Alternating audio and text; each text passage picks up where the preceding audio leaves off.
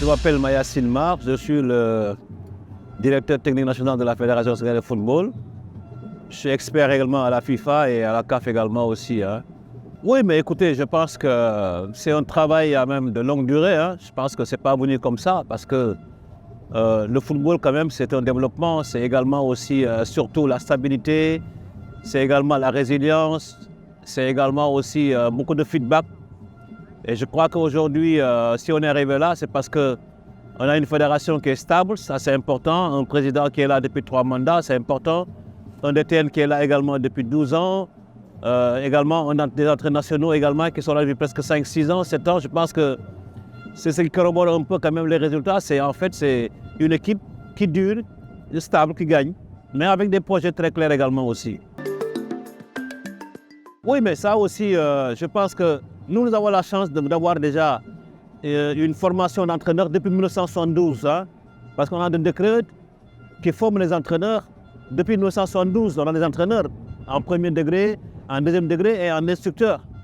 Mais ensuite, nous avons la chance d'avoir un institut national supérieur de sport qui forme des professeurs d'éducation musique, mais dont la plupart, presque les 3/4, c'est des optionnels de football. Donc, qui sont au niveau des établissements scolaires et qui préparent les jeunes. Mais naturellement aussi, on a de très très bons formateurs parce qu'aujourd'hui, les bons joueurs sont faits par des bons entraîneurs. Mais les bons entraîneurs également aussi ont été formés par de bons formateurs. Et ça, on en a parce qu'aujourd'hui, j'ai au moins plus de 20 formateurs d'entraîneurs qui peuvent sillonner le Sénégal et assurer la formation des entraîneurs. Mais nous avons également aussi des entraîneurs d'élite.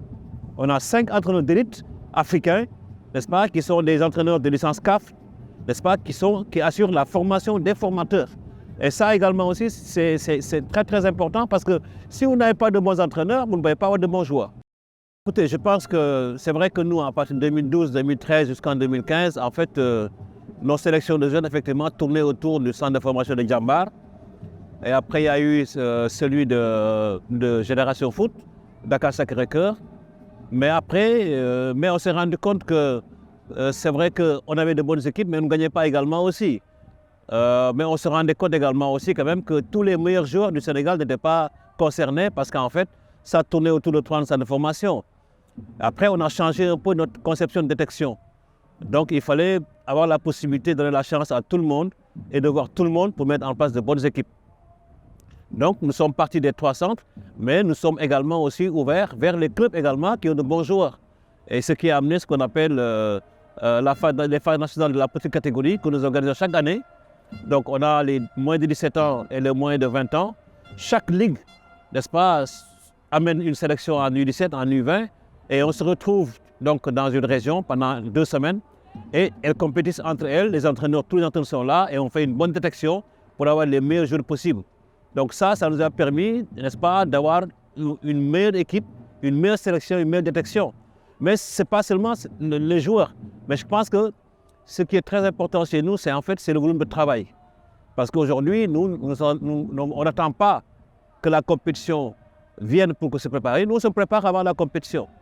Les équipes sont en stage depuis très longtemps, ils travaillent, ils partent, ils ressortent.